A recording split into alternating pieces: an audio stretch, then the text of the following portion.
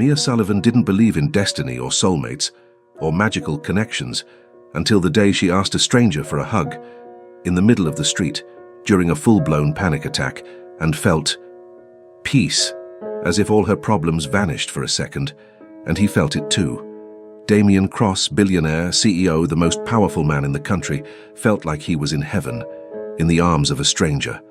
But after she found out who he was and how badly things could go for her, she ran, but it was too late. Because Damien wasn't a man who let important things slip away. He'd already decided he was going to find her, no matter what it took. Hey, how's it going? I'm Kay, the creator of this channel. And today I want to give a very special thank you to our subscriber Strez, who made a donation to the channel. Thank you so much, Strez. This means so much to me. And if you want to appear in the next video, just make a donation to the channel. Chapter 1. Desperate Hug and Inexplicable Connection. If this is what peace feels like, then walking away from you won't be possible. The phone vibrated in my pocket for the third time in less than a minute, and I already knew something was wrong before I even looked at the screen. Nobody insists like that unless it's urgent, unless it's the kind of news that changes everything in a matter of seconds. My fingers trembled when I grabbed the device, and the name on the display made my stomach turn. Mount Sinai Hospital. I answered without breathing. The voice on the other end was too professional, too cold, and each word fell like a stone on my chest. Miss Sullivan, this is Dr. Martinez from Mount Sinai. Sophia White was admitted to the emergency room about 20 minutes ago. There was an accident, a serious accident. You need to come immediately. The entire world seemed to slow down around me, as if someone had pressed pause on reality, and I was stuck in that horrible moment, in that phrase that kept repeating in my head non-stop. Sophia. Accident. Serious. The words mixed together, lost their meaning, gained too much weight. Is she alive? My voice came out hoarse, broken, almost unrecognizable. There was a pause on the other end, a pause too long that made me want to scream. Yes, but her condition is critical. Please, come as quickly as possible. The call dropped before I could say anything, and the silence that came after was deafening. I stood there in the middle of the sidewalk, people rushing past me, horns honking in the distance, the smell of coffee and pollution mixed in New York's hot air. Everything continued normal for the rest of the world, but for me, the ground had disappeared from under my feet. My breathing started to fail. The air simply wouldn't enter my lungs properly, no matter how hard I tried to pull it in. I felt the familiar tightness in my chest, that knot that started small and grew until it took over everything, until it suffocated any rational thought. Not now, please, not now. Sophia needed me. I needed to get to her, needed to be lucid and strong, but my body had other plans. I stumbled to the side alley between two buildings, away from the curious looks of passers-by, and leaned my back against the cold brick wall. My hands shook violently as I tried to count to 10. Do those breathing exercises that never worked when I needed them most. 1, 2, 3, but the numbers got lost in the confusion of my mind, replaced by horrible images of what could have happened to Sophia. The panic came like a giant wave, dragging me down, drowning any trace of control I still had. My vision started to blur at the edges, small bright stars dancing in my line of sight. I was completely losing control, and the only thing I could think about was that I needed to be at the hospital, needed to see Sophia, but couldn't even keep myself standing. Are you okay? The voice came from somewhere to my left, deep and masculine, loaded with a genuine concern that penetrated through the fog of panic that was consuming me. I turned my head with effort and saw a man approaching, tall and broad-shouldered, with striking features that I could barely process in my current state. No. The word came out more like a sob than an actual answer. I can't. Breathe. He knelt in front of me, and even through my blurred vision, I could see he was studying me carefully, as if he was calculating what would be the best way to help me. Okay, calm down, breathe with me, all right? Inhale. He demonstrated, pulling the air in slowly, and I tried to imitate the movement, but my lungs simply refused to cooperate. It's not working. I need I looked at him again, really looked this time, and there was something in those dark eyes that made me feel that maybe, just maybe, he could help me somehow. He was a complete stranger, someone I'd never seen before in my life, but in that desperate moment, I didn't care about any of that. The words came out before I could think about them, before the rational part of my brain could intervene and remind me that this was completely insane. Just give me a hug, please, for a second. I need... Just... My voice broke at the end, tears streaming down my face without me being able to control them. He paused for a moment that seemed to stretch for an eternity, and I saw surprise cross his face, followed by something I couldn't identify. Then, without saying a word, he opened his arms. "Come here." I didn't hesitate. I threw myself against him with a force that probably caught him by surprise, my arms wrapping around his waist as I buried my face against the soft fabric of the shirt he was wearing. He smelled like something expensive and masculine, a mix of wood and spices that was completely different from anything I'd ever smelled before. And then it happened. The moment his arms closed around me, firm but surprisingly gentle, something changed. The panic that was suffocating me started to recede like a tide, leaving behind only a strange and inexplicable calm. My breathing, which had been erratic and desperate seconds ago, started to stabilize, returning to an almost normal rhythm. The tightness in my chest loosened, and for the first time since I answered that phone call, I managed to pull air completely into my lungs. It was as if the entire world had stopped spinning for a moment, as if all the problems and worries that were crushing me had simply disappeared. There was no more fear, no more panic, nothing else but him and the incredible feeling of safety that emanated from his body against mine. "What is this?" I whispered against his chest, not really expecting an answer, just letting the words escape because I needed to say something, needed to acknowledge the complete absurdity of what was happening. I felt his body tense for a second, and then he murmured something so low I almost didn't hear it. I stayed there for a few more seconds, or maybe they were minutes. I honestly didn't know, enjoying that surreal peace before reality came back to hit me with full force. When I finally pulled away, the first thing I did was really look at him, and my God, he was absolutely gorgeous. Features sculpted as if someone had spent hours working on every detail, dark and intense eyes that seemed to see through me, dark hair perfectly styled. The suit he wore probably cost more than my 3 months' rent, and the watch on his wrist. It was a Patek Philippe. I knew enough about fashion photography to recognize expensive pieces when I saw them. Embarrassment hit me like a truck. Oh God! I ran my hands over my face and trying to wipe away the tears and probably smearing everything with smudged mascara. I hugged a complete stranger. On the street.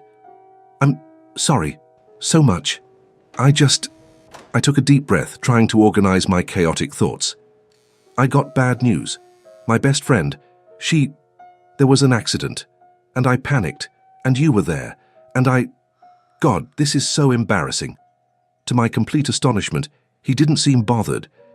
In fact, there was something almost stunned in his expression, as if he too was processing something that didn't make sense. "It's not, you were panicking. You needed help." "I helped," he paused, and then asked with a softness that caught me off guard. "Your friend, is she okay?" The tears came back with full force when I heard the question. "I don't know. I need to get to the hospital. Now." I made a move to turn, but his voice stopped me. "Wait." There was an urgency in that single word that made me pause. When I looked back at him, I saw he'd taken a step toward me, his hand extending as if he wanted to touch me, but thinking better of it at the last second. "Your name?" The question caught me completely by surprise. "Why?" He looked at me for a long moment, and there was something in that look that made my heart race in a completely different way from the panic before, because I felt something. "When I hugged you, and I want to know who you are." My stomach knotted. He had felt it too, that inexplicable peace, that strange connection that made no sense. Part of me wanted to stay there and find out more about what the hell had happened between us, but the rational part, the part that was still terrified about Sophia, Mia. Just Mia. I took a step back, putting distance between us before I did something even more insane, like ask him to hug me again. I really need to go. Sorry. Again. I turned and started running toward the main street, my heart beating hard not just from the running, but from the intense look I could feel on my back as I walked away. I didn't look back. If I did, I knew I might not be able to leave, and Sophia needed me now more than ever. Hours later, I was sitting in an uncomfortable plastic chair in the hospital waiting room, still trying to process everything that had happened. Sophia was stable, but in an induced coma. The doctors had said it was serious, but that she had a chance. I should be focused only on that, only on my best friend fighting for her life a few meters away. But my mind kept going back to him, to the stranger from the hug, to that impossible feeling of peace I'd felt in his arms, as if all my problems had simply evaporated for those precious seconds, to the way he had looked at me when I was leaving, as if I were something precious he didn't want to let slip away. I leaned my head against the cold wall behind me and closed my eyes. What had that been? And why, even now, with everything that was happening with Sophia, couldn't I stop thinking about him? Somewhere on the other side of the city, in a penthouse office overlooking all of Manhattan, Damien Cross was sitting behind his imported mahogany desk, staring at the computer screen without really seeing anything that was there. Lucas walked in without knocking, as he always did, holding a tablet and a confused expression. "Boss, the meeting with the Tokyo investors is in 10 minutes. Are you prepared? Cancel it." The word came out automatic, without hesitation. Lucas froze in the middle of the office. "I'm sorry. Cancel the meeting." Damien finally looked away from the computer screen and focused on his assistant. "Can't I need you to find someone for me?" "Who?" Lucas already had the tablet ready, but there was a line of concern forming between his eyebrows. "A woman named Mia. Just Mia." Damien stood up, walking to the huge window that dominated an entire wall of the office. "Today, around 3 in the afternoon, 5th Avenue, near the alley between buildings 340 and 342. He paused, running his hand through his hair in a rare gesture of agitation. "Security cameras. Facial recognition. Whatever's necessary, just find her." "Boss?" Lucas sounded genuinely confused now, which was rare considering how many years he'd worked for Damien. "Who is this woman? Is she a threat? Does this have to do with some corporate investigation?" Damien continued looking at the city below, at the thousands of lights that were starting to turn on as evening fell. "No, she's not a threat." He touched his own chest, where he could still feel the echo of that impossible sensation. "I don't know what she is, but I need to know. Find her. Today." Lucas was silent for a moment, clearly processing the completely unusual nature of that request. Then, because he was good at what he did and knew when not to question his boss, he simply nodded. "Yes, boss. I'll find her." He left the office, leaving Damien alone with his chaotic thoughts. Damien touched his chest again, where his heart was still beating in a rhythm he didn't recognize. For the first time in years, since insomnia had become his constant companion, since the stress and pressure of building an empire had become his entire life, he had felt something different, peace, complete and absolute. In the arms of a complete stranger who had asked for a hug in the middle of a panic attack. "What did you do to me, Mia?" he murmured to the cold glass of the window, his own reflection looking back at him with an expression that bordered on obsession. And in that moment, Damien Cross, the man who had built a tech empire from scratch, who had billions in the bank and could have anything he wanted with a simple snap of his fingers, realized he had found the only thing money couldn't buy, and he wasn't going to let her slip away. This chapter was proof of how two people can have their destinies crossed in the most unexpected way possible. Chapter 2. Obsessive Search and Reunion. I looked for you because something between us refuses to be ignored. When the sun started to rise through the hospital room window, I was still sitting in the same uncomfortable chair next to Sophia's bed, holding her hand tightly as if my touch could somehow bring her back. 18 hours had passed since I arrived running, desperate and still shaking from the remnants of the panic attack, and I hadn't moved from there except to go to the bathroom. The constant sound of the monitors was almost hypnotic now, that beep, beep, beep confirming that her heart was still beating, that she was still here with me. Her face was too pale, almost the same color as the hospital's white sheets, and there were tubes everywhere, connecting her to machines I didn't even know the names of. She looked so small in that bed, so fragile, and that was wrong on so many levels because Sophia was the strongest person I knew. "Oh, Sophia, wake up." My voice came out hoarse from crying so much, from spending hours without talking to anyone. "Please, wake up. I need you. You're my only family. You know that." The tears came back, running silently down my face. "Don't leave me. Not now. Not like this." She didn't respond, didn't even move, just stayed there, breathing through machines, completely oblivious to the world and to me. The door opened softly, and a nurse I'd already seen a few times during the night came in with a gentle but tired smile. She had deep, dark circles, and I imagine my face probably looked the same or worse. "Miss Sullivan, you need to rest. You've been here for 18 hours straight." "I can't." I squeezed Sophia's hand harder, as if that could change anything. "What if she wakes up and I'm not here? What if she needs me and I—" "We'll call you immediately if there's any change, I promise." The nurse approached and placed her hand on my shoulder gently. "But you're not going to help your friend if you pass out from exhaustion. Go, eat something, sleep a little. 2 hours, that's all." I wanted to argue, wanted to say I was fine, that I could stay longer, but my body was screaming for food and rest. Reluctantly, I let go of Sophia's hand and stood up, my legs protesting after so long in the same position. 2 hours. Only. The hospital cafe was depressingly sterile, with white plastic tables and chairs that seemed to have been chosen specifically to be uncomfortable. I grabbed a horrible coffee that had probably been in the pot for hours and sat in a corner, away from the other people who looked as tired and defeated as I felt. As I stirred the coffee mechanically, my mind started to wander to places I'd tried to avoid for the last 18 hours. To yesterday, to the alley, to him, the stranger who had hugged me, the hug that had been so inexplicable.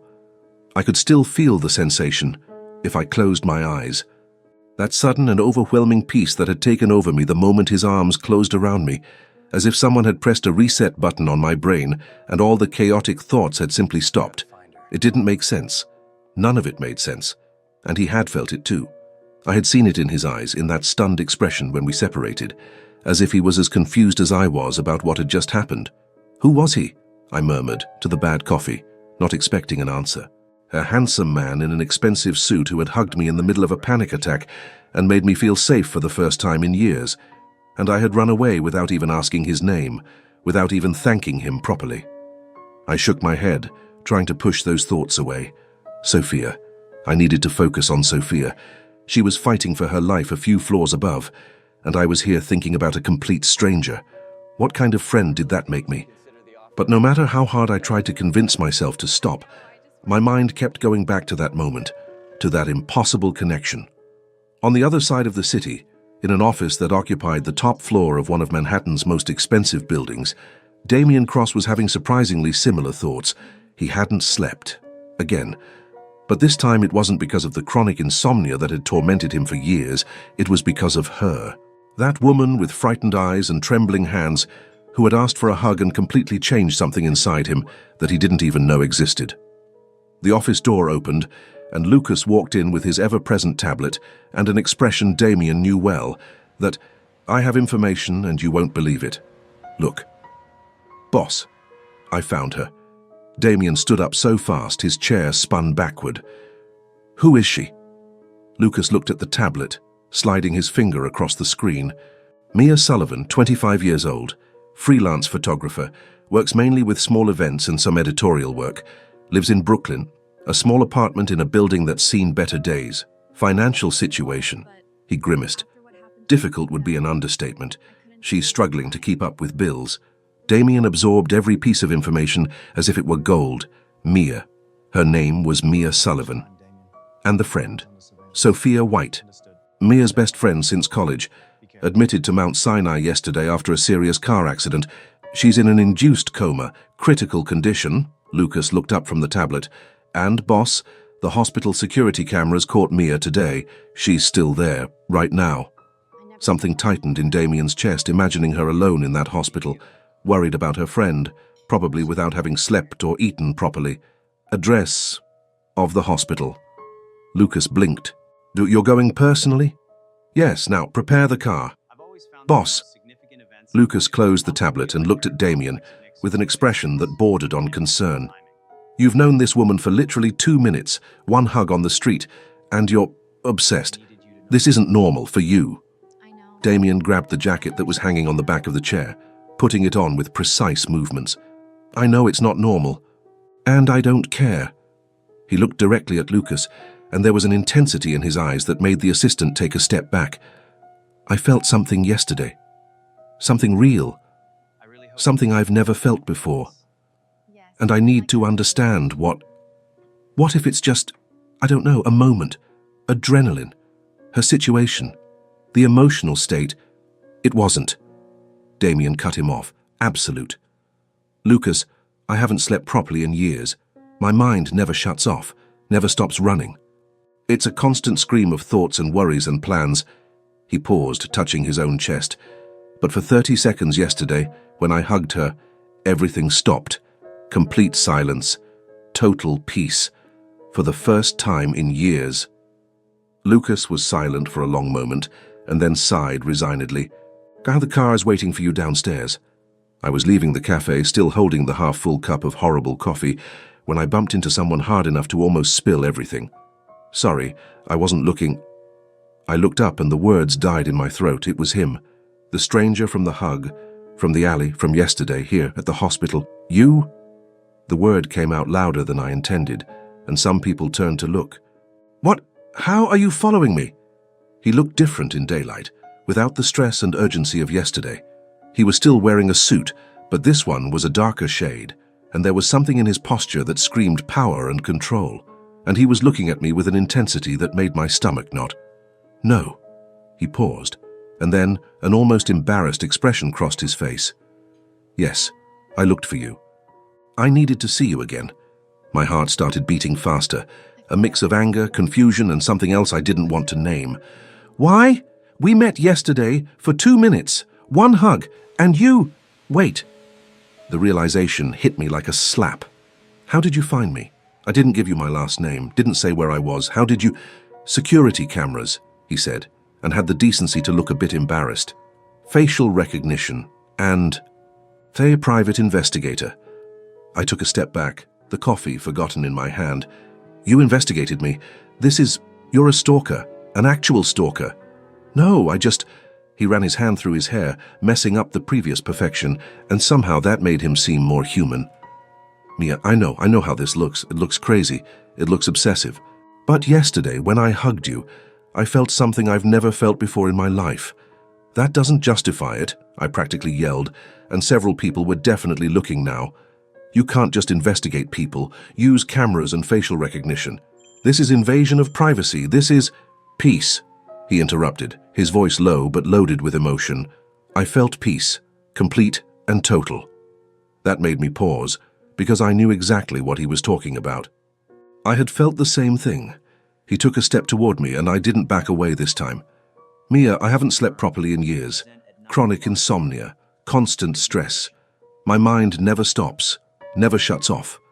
It's always a million thoughts running at the same time, always planning, always worrying. His dark eyes locked me in place. But yesterday, in those 30 seconds I hugged you, silence, total. For the first time in years, my mind was quiet. And He shook his head, as if he couldn't believe what he was saying, and I need to understand what you are. To me, my heart was beating so hard, I was sure he could hear it. Part of me wanted to yell at him again, send him away, tell him he was crazy. But the other part, the honest part, knew I had felt exactly the same thing. I felt it too. The words came out low, almost a whisper. But that doesn't change anything. You stalked me, and I have a friend dying up there. I can't deal with this now, with you, with whatever this is. His expression changed instantly to concern. Your friend, how is she? In a coma. Critical. I felt the tears coming back and pressed the heels of my hands against my eyes, frustrated at being so emotional. And I should be up there with her, not down here arguing with a handsome stalker. There was a pause, and then he spoke softly. How you think I'm handsome? Despite everything, despite the absurdity of the entire situation, I laughed. It was a wet and slightly hysterical laugh, but still a laugh. That's really the point you chose to focus on. A small smile touched the corners of his mouth, and my God, that completely transformed his face. Sorry, you're right. Not the moment. The smile disappeared, replaced by seriousness again. Mia, I'll go. I'll respect what you're asking. But he took a card from the inner pocket of his jacket and extended it to me. If you need anything at all, better doctors, second opinion, treatments, money, whatever, call me. I'll help. I took the card somewhat hesitantly, and what I saw there made my stomach drop. Damien Cross, CEO, Cross Tech. I looked up at him, shocked. Oh my God, you're a billionaire.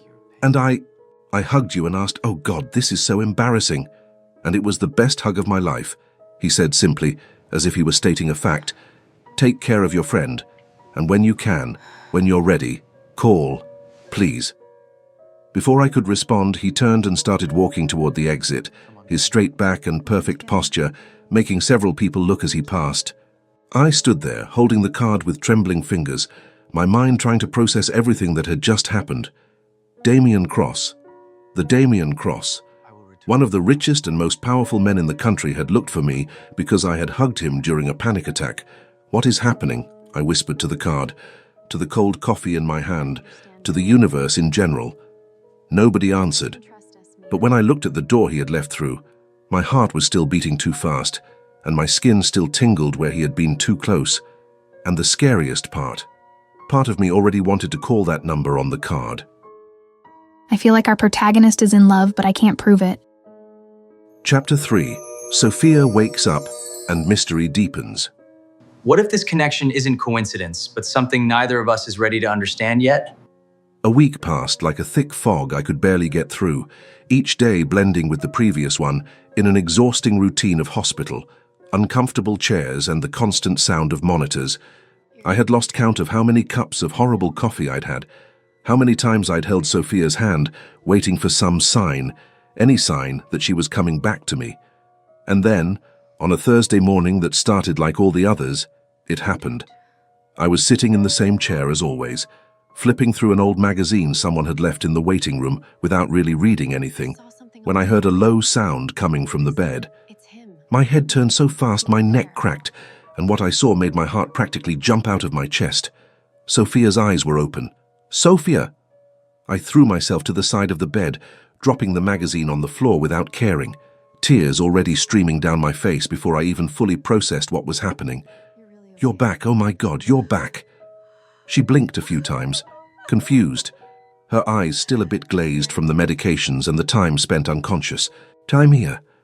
Her voice came out hoarse and weak, almost unrecognizable, but it was her voice and that was all that mattered. What? Where? Hospital.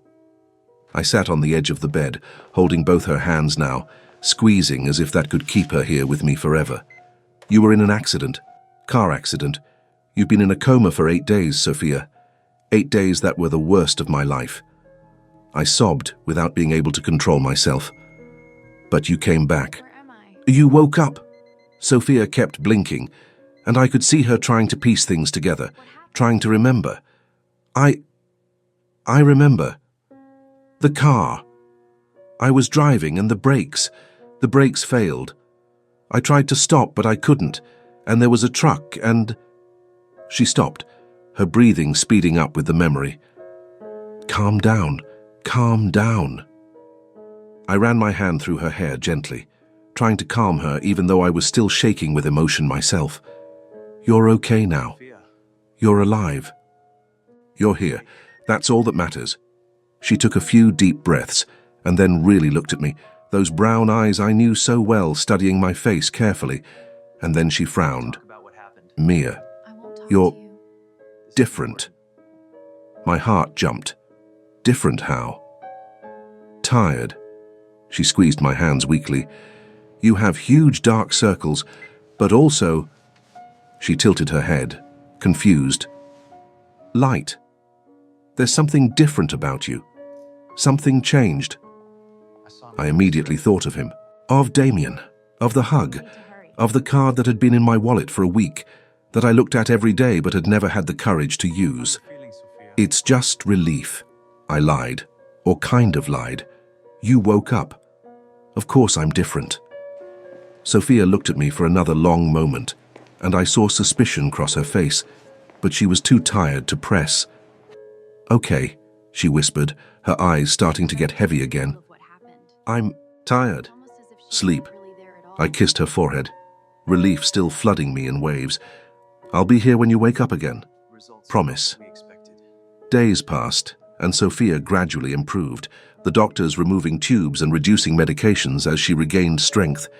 I'd finally gone back to my apartment after they assured me she was stable, that the worst had passed, but even so I spent most of my time at the hospital. It was nighttime, on a Saturday, and I was finally in my tiny apartment in Brooklyn, sitting on the old couch I'd bought at a second-hand store years ago.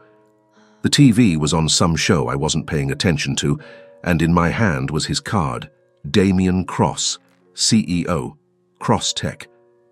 I had looked at that card so many times in the past week that the edges were already a bit worn from how much I handled it.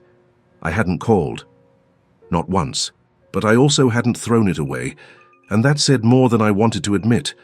I thought about him every day, about the hug, about that impossible peace that had taken over me, about the way he had looked at me at the hospital, as if I was something precious and rare, about the vulnerability in his voice when he admitted he had slept properly for the first time in years, and the connection, that strange and inexplicable feeling that something was pulling us toward each other, like magnets that couldn't resist the magnetic attraction. My phone rang suddenly, making me jump and almost drop the card. I looked at the screen expecting to see the hospital or maybe a known number, but what I saw was just unknown number. I hesitated for a second, my thumb hovering over the answer button. Then, because I apparently liked making impulsive decisions lately, I answered, "Hello." "Hi." The voice on the other end was unmistakable, deep and smooth, and made my stomach knot immediately. "It's Damien. I know you didn't call, but I couldn't not call, sorry." My heart started beating faster, a mix of irritation and something dangerously close to happiness. "How do you have my number?" There was a guilty pause on the other end. "Investigator." Again, another pause. "Sorry, I know. Boundaries. But Mia, I need to see you again. It doesn't have to be a hug, just conversation. Coffee. Whatever you want. Please." I should refuse, should hang up on him and block the number. He had invaded my privacy again, crossed obvious boundaries, and any sensible person would tell him to go to hell. "Why?" I asked, my voice coming out lower than I intended. "Why me? You're a billionaire. CEO of one of the biggest tech companies in the country. You can have any woman you want. Why the girl who hugged you on the street? Because since that day I sleep properly." The answer came quick and too honest to be rehearsed. "First time in years, Mia, and when I wake up, I think about you. When I'm working, I think about you. When I should be focused on billion-dollar meetings, I'm thinking about you." He took a deep breath, and I don't understand it. But I want to understand, and I think you want to too, or you wouldn't have kept my card. How did he know I'd kept it? But then I realized it was obvious. If I had thrown it away, I wouldn't be having this conversation now. "This is crazy," I murmured, more to myself than to him. "I know." He agreed readily. "Completely insane. But coffee. Tomorrow. 3 in the afternoon." I closed my eyes, fighting an internal battle between what my head was screaming at me to do and what my heart desperately wanted. The heart won. "Okay. Coffee." I opened my eyes and looked at the card in my hand.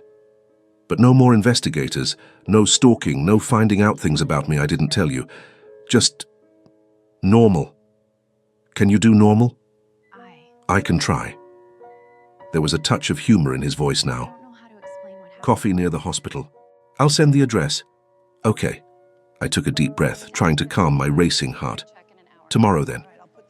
"Tomorrow," he confirmed, and there was something warm in that single word that made my skin tingle. "Good night, Mia." "Good night, Damien." I hung up and stared at the phone as if it had betrayed me. What am I doing? I asked the empty apartment, the old couch, and the peeling walls that were silent witnesses to my messy life. Nobody answered, but when I lay down that night, still holding his card, I slept better than I had in weeks. I arrived at the cafe 15 minutes early the next day, too nervous to stay home waiting. It was a small and cozy place a few blocks from the hospital, with dark wood tables and the comforting smell of fresh coffee in the air. I chose a table near the window where I could see the street, my fingers drumming nervously on the surface as I waited. When he walked in, I almost didn't recognize him. No suit, no intimidating aura of powerful CEO. Damien was wearing jeans, and a casual button-down shirt in a dark blue that made his eyes seem even more intense. His hair was a bit less styled than the other times, as if he'd run his hand through it nervously. He was absolutely gorgeous. "Hi," he said when he got to the table, and there was a shyness in him that was completely unexpected and strangely adorable. "Hi," I responded, trying not to look as nervous as I felt. "You're different, no suit." A small smile touched his lips. I thought it would be less intimidating. Did it work? I couldn't help the nervous laugh that escaped. Maybe. He sat in the chair across from me, and I immediately felt that sensation again, that inexplicable pull, as if there was an invisible thread connecting us that got stronger the closer we were. From his slightly widened eyes, he had felt it too. We ordered coffee, and for a few minutes we sat in slightly uncomfortable silence, neither of us knowing exactly how to start. Then he spoke first. "How's your friend?" "Sophia." The fact that he remembered her name warmed me inside in a strange way. "Better. Much better. She woke up a few days ago. The doctors say the recovery will be long, but she'll be okay." "That's great." And he seemed genuinely relieved. "You must be lighter." "I am." I stirred my coffee, watching the dark liquid swirl in the cup. "She's my only real family, you know? My parents died when I was a kid. I was raised by an aunt who never really wanted me. Sophia is everything." "I'm sorry," he said quietly, and when I looked up, I saw genuine empathy in his eyes. "About your parents and your aunt." "It was a long time ago," I shrugged, trying to seem casual about something that still hurt sometimes. "What about you? Family?" "My father." He looked at his own cup. "But we haven't spoken in years. He wanted me to follow in his footsteps in the family business, traditional industry. When I decided to make my own path with technology, he didn't support it. Said I was wasting my potential." "Building a billion-dollar empire seems like the opposite of wasting potential," I commented, and he laughed, a low and genuine sound that made something warm spread through my chest. "You would say that." He looked at me directly, and that intensity was back. But for him, not following family tradition was worse than failing. We kept talking for hours, about photography and how I'd fallen in love with capturing moments through lenses, about his company and the constant pressure of always innovating, always being ahead, about loneliness, mine of never really belonging anywhere, his of being surrounded by people but still feeling completely alone, and about the feeling, that strange attraction that pulsed between us like something alive. "Do you feel it?" he eventually asked, leaning a bit closer across the table. "When I'm near, like a magnet." My heart accelerated.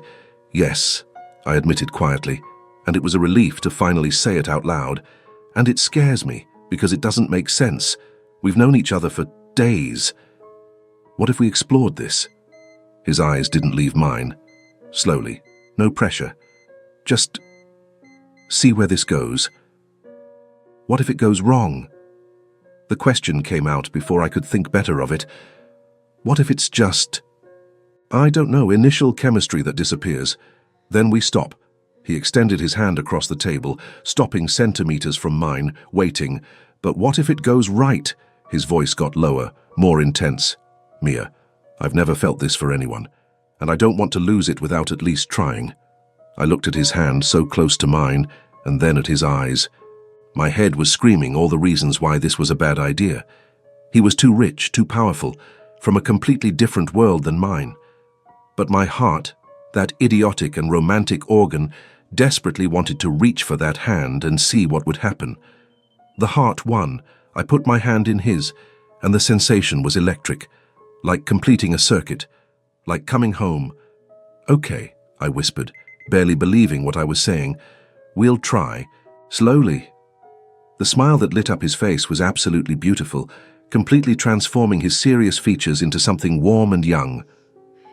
"Slowly," he repeated, squeezing my hand gently. "Promise."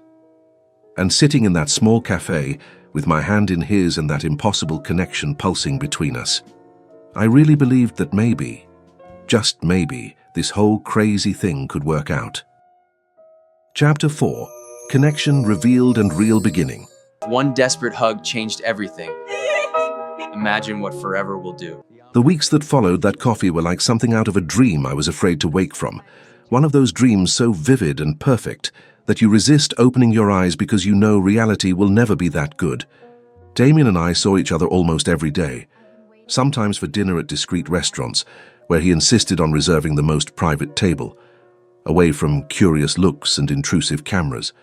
Sometimes just to walk through Central Park while we talked about everything and nothing at the same time, our hands eventually finding each other and intertwining as if it were the most natural thing in the world.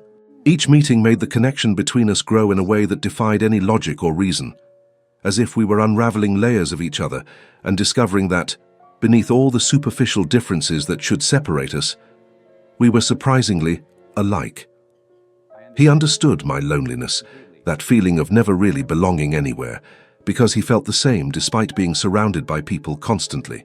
I understood his pressure of always having to be perfect, always having to be in control, because I'd spent my whole life trying to prove I was good enough.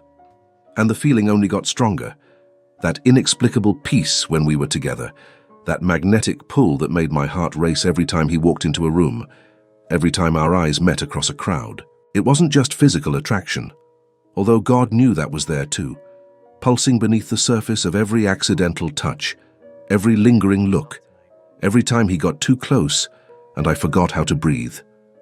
It was something deeper, scarier, more real than anything I'd ever felt before in my life.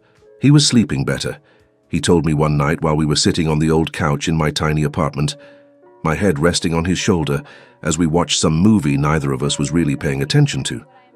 For the first time in years, the insomnia that tormented him had given him a break, and he woke up rested instead of exhausted, his mind finally quiet instead of constantly screaming with 1,000 different thoughts at once. And me, I felt safe in a way I'd never experienced before, as if all the broken pieces of my life had finally found a place to fit, as if I'd finally found the place where I belonged. In his arms, next to him, with him. Sophia had been discharged from the hospital 2 weeks ago, and although she was still recovering physically, doing physical therapy 3 times a week and taking an absurd amount of medications, she was already strong enough to go back to being the meddling and perceptive best friend I knew and loved.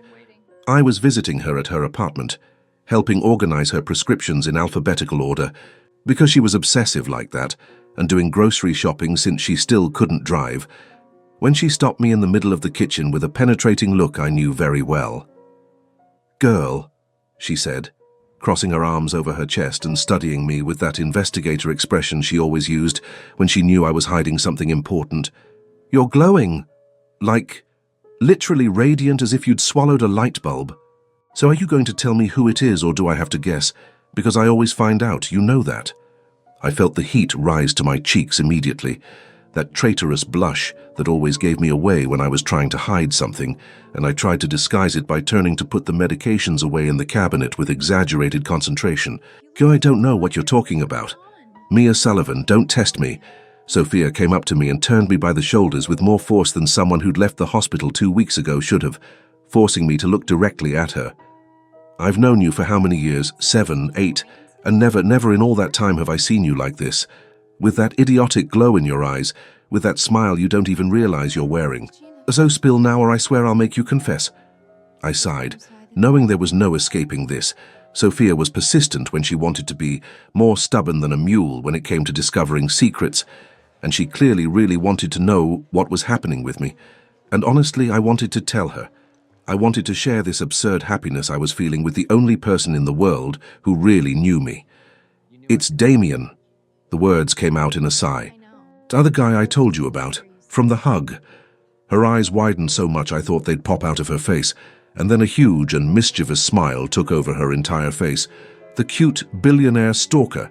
You're dating him, and you didn't tell me before." "Don't call him a stalker," I complained, corn, but couldn't hold back the smile that was trying to escape. He stopped that. "And yes, we're trying. Seeing where it goes." "And where is it going?" she asked, pulling me by the hand to sit on the couch next to her, holding both my hands with barely contained excitement, practically bouncing in place. "Tell me everything, every detail. Don't skip anything or I'll die of curiosity. It's going to—" I paused, looking for the right words to describe something that seemed too big to fit into simple words, and then just let the truth out because there was no other way to say it. "Sophia, I think I'm falling in love with him, or maybe I'm already completely in love. I don't know for sure. It's all so fast and intense and doesn't make any logical sense. But when I'm with him, it's like everything finally makes sense for the first time in my life." "It's about time," she practically yelled, squeezing my hand so hard it hurt a little. "Mia, you deserve this. You deserve all this happiness and more. You deserve someone who makes you glow like this, who makes you smile that idiotic way you're smiling now. Does he treat you well? Because if he doesn't, I'll personally kick his billionaire ass." "Very well," I answered, and it was so true it hurt in my chest from how intense it was. "He's... Sophia, he's incredible. Intense, yes. Sometimes it's almost too much, like he feels everything stronger than normal people. But he's respectful in a way that surprises me every day, kind in small ways that make me melt, real in a way I didn't expect from someone so rich and powerful. He listens when I talk about photography, as if it were the most important and fascinating thing in the world, even though he probably has billion-dollar meetings on his mind. He remembers small details I mention in passing, like that I hate coffee with too much sugar, or that I like to walk when I'm stressed. And the way he looks at me. I shook my head, feeling butterflies in my stomach just thinking about those intense dark eyes fixed on me. It's like I'm the only person in the entire universe that matters. Sophia was practically melting now, one hand on her chest dramatically. "Okay, I officially ship you two with all my soul, so stay with him. For the love of everything that's sacred, stay with this man." Then she paused, her expression getting more serious, that protective side of her appearing. "But I need to meet him, personally. Judge with my own eyes if he's really as good as you're saying, if he's good enough for my best friend." I laughed, relieved she was reacting so well, that she was happy for me instead of skeptical or worried. "You want to meet him, like a dinner or something?" "Obviously," she retorted as if it were the most obvious thing in the world, as if it were ridiculous I had asked. "Organize a dinner. Me, you, him, next week. I need to see this cute billionaire stalker with my own eyes and decide whether I approve or not." 3 days later, I was too nervous to stay still, messing with the silverware on the table for the 10th time while we waited for Damien to arrive at the restaurant. Sophia had insisted on something casual and relaxed, nothing like the fancy and expensive places Damien probably frequented. So we chose a small and cozy Italian place in Brooklyn that she'd loved forever, with red and white checkered tablecloths and candles in empty wine bottles. She was sitting across from me, completely recovered now, her eyes shining with amusement as she watched me squirm with anxiety. "Are you sweating?" she pointed out with a mischievous smile that made me want to throw the napkin at her. "I'm not," I lied blatantly, wiping my palms on my pants for the 4th or 5th time just in those last few minutes. "You are? You look like you're going to faint or throw up. Or both at the same time." She laughed, but then her face softened. "Relax, dummy. If he really loves you, he'll pass the overprotective best friend test. And if he doesn't, well, then I'll have to kill him and hide the body." Before I could respond with something equally dramatic, I saw Damien entering the restaurant, and my heart did that familiar jump that happened every time I saw him. He was dressed casually again, dark jeans that fit perfectly, and a button-down shirt in a navy blue shade that made his eyes seem even more intense and hypnotizing. The sleeves rolled up on his forearms in a way that should be illegal. No suit, No intimidating aura of powerful and untouchable CEO, just Damien. My Damien. When his eyes found mine through the crowded restaurant, the smile that lit up his face made all the nervousness in my stomach transform into warm and frantic butterflies. He came to our table with confident but not arrogant steps, and I stood up automatically to meet him halfway, as if my body were magnetized to his. I said quietly when he got close enough, and he leaned in to kiss my cheek, a simple and chaste gesture that still made my entire skin tingle with his proximity, with his smell, with his warmth. "Hi," he responded, his voice husky and low just for me, his hand finding mine for a brief second and squeezing gently before looking over my shoulder at Sophia.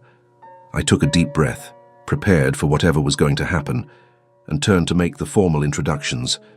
"Damien, this is Sophia, my best friend and most important person in my life. Sophia, this is Damien." He approached the table and extended his hand with a genuine smile. "It's a pleasure to finally meet you, Sophia. Mia talks about you constantly." Sophia stood up too, but instead of shaking his hand immediately, stood there for a long moment, studying him openly with those analytical eyes that didn't miss any detail. The tension at the table was palpable, and I could barely breathe as I waited for her verdict. Then she spoke, her voice calm but loaded with meaning. "So you're the guy who stalked my best friend?" I almost choked on my own air and started to open my mouth to intervene, to soften the accusation. But Damien just looked genuinely embarrassed, running his hand through his hair in a nervous gesture I'd learned to recognize as a sign of discomfort. "Yes, definitely not my proudest moment or my best decision. It was invasive and wrong, and I apologize for it." Sophia continued staring at him, but something changed in her posture. "But you stopped," when she asked, respected her boundaries. "Yes," he answered without hesitation, "and I'll continue to always respect them." "And you treat her well? Because if you hurt her in any way, billions or not, I'll find you and you'll regret being born." A small smile touched the corners of his mouth, but he kept his tone serious. "I treat her like the most important and precious person in my life, because that's exactly what she is."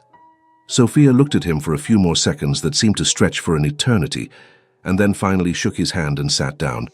"Okay, you passed. For now. But I'm watching." The relief I felt was so intense my legs almost failed. Damien looked at me with a small and reassuring smile before pulling out the chair for me, always the gentleman, and then sitting next to me. His hand found mine under the table immediately, intertwining our fingers and squeezing gently as if saying, "It's okay. We made it." The dinner was infinitely better than I could have hoped or imagined in my most optimistic scenarios. After the initial tension of the interrogation, Sophia relaxed and started asking real questions, some of them still embarrassingly direct about his intentions and what he expected from the future with us, but all coming from a place of love and protection. And Damien, to my complete relief and admiration, answered everything with brutal honesty and infinite patience, never seeming bothered or irritated by the scrutiny. They even found common ground about technology and innovation, since Sophia worked with graphic design and had strong opinions about user interface and consumer experience. I watched them talk animatedly about programs, about the future of AI in art, about how technology was changing the way we create and consume visual content, and I felt absurdly happy just seeing them get along, the two most important people in my life, connecting and finding things in common. At one point, Sophia got up to go to the bathroom, and Damien immediately turned to me, those dark eyes studying me carefully. "Do you think I passed the test?" "With flying colors," I answered, unable to hold back the giant smile. "She loves you, I can tell." "And you?" he asked quietly, his hand squeezing mine under the table. "Do you love me?" My heart accelerated with the question, with the vulnerability I could see behind those intense eyes. More than I should after such a short time. When Sophia came back and saw the two of us looking at each other that way, she just rolled her eyes with a smile. "You two are disgusting, but in a good way, the kind that makes people believe in love again." When Damien took me home later, it was past midnight, and the streets of Brooklyn were surprisingly quiet for a Saturday night. His car, a discreet black sedan that probably cost more than I made in 5 years, Stopped in front of my old building with its peeling facade, but neither of us made a move to get out immediately. We sat there in comfortable silence for a few moments, just existing in the same space before I finally spoke. Thank you for today, for being so patient with Sophia, for answering all those invasive questions without complaining. She loved you, you know. She texted me while you were paying the bill saying she completely approves. He turned to look at me, unbuckling his seatbelt so he could move more freely, those dark eyes intense even in the dim light of the car's interior. And I loved her. Anyone who protects you like that, who cares so much about you, is someone I'll always respect and admire. He paused, his hand reaching to brush away a strand of hair that had fallen on my face in a gesture so gentle it made my heart squeeze painfully. Mia, about us, I know it's early, that technically it's only been a few weeks we've been doing this, but I need to know where we stand, because I want more. I want you, officially, girlfriend. Mine. My heart raced so hard and fast I was absolutely certain he could hear it, could see my pulse accelerating in my neck. Are you sure? Damien, I'm not from your world. Billionaires, giant companies, elegant social events, charity galas. I'm just a broke photographer with a tiny apartment in a building that's falling apart and... He kissed me. He simply leaned through the center console, one hand going to the back of my neck, and pressed his lips against mine, cutting all my insecurities and doubts at the root. And my God, it was perfect. Soft, but deep. Loaded with feeling and promise and everything I didn't know I needed until that exact moment.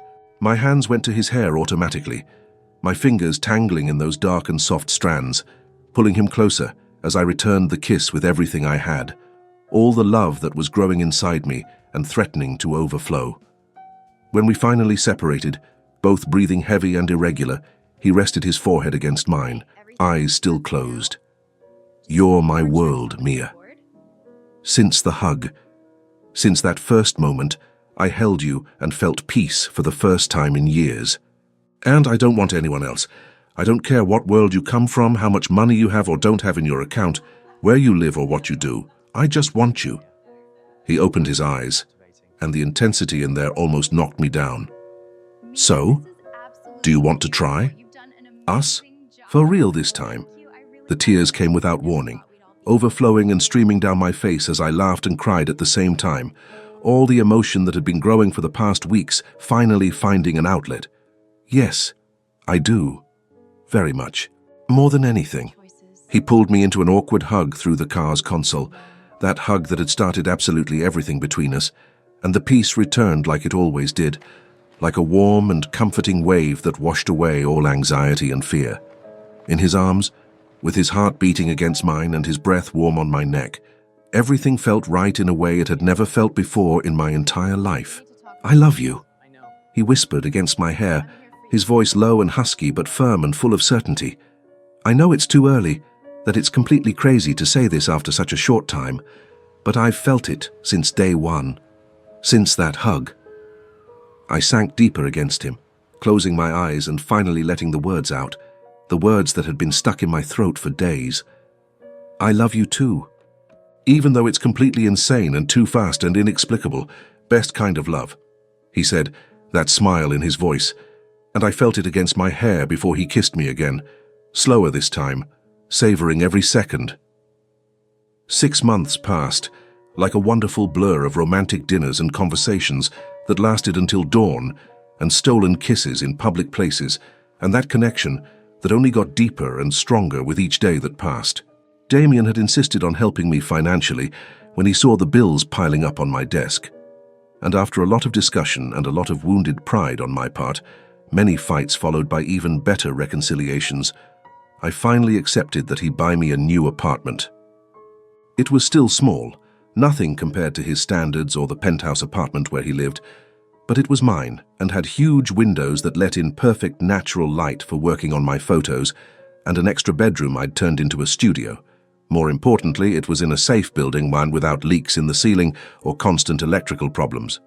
Speaking of photography, my work had literally exploded in recent months. Damien had introduced me to some of the right people, opened some doors that were locked before, connected me with clients who would never have found me on their own.